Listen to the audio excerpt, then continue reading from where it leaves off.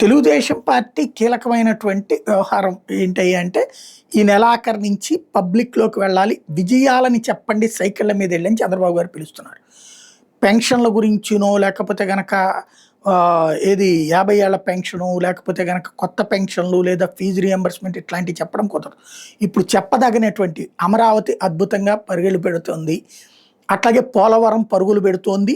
త్వరలో అమల్లోకి వచ్చేస్తుంది. రోడ్లు వేస్తున్నాం చాలా చోట్ల. గతంలో గుంటలు కూడా పూడ్చలేకపోయారు. మేము గుంటలు పూడ్చాం, రోడ్లు వేస్తున్నాం. అలాగే డ్రైనేజీలు అనేక చోట్ల అసలు చేయలేదు, మేము వచ్చాక చేస్తున్నాం. అలాగే మంచినీటి కుళాయిలు ఎక్కడికక్కడ ఇచ్చే ఏర్పాటు చేస్తున్నాం. ఇంకొక వైపున వచ్చేటప్పటికి ఈ డిఎస్సి ద్వారా ఉద్యోగులు అట్లాగే టీచర్లని అట్లాగే పోలీసు ఉద్యోగాలు 6000 భర్తీ చేసాం. మళ్ళీ డిఎస్సీలు కంటిన్యూ చేస్తున్నాం.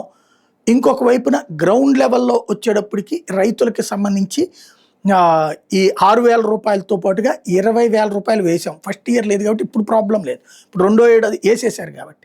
అట్లాగే తల్లికి వందనం ఇస్తానన్నటువంటిది ఎంతమందికి ఉంటే అంతమందికి ఇస్తామన్నాం, ఇచ్చాము. అలాగే 4000 రూపాయలు పెన్షన్ చేస్తామన్నాము, చేశాము. ఇవి చెప్పుకోవడానికి తగినటువంటి విజయాలు. అవి చెప్పుకోవచ్చు.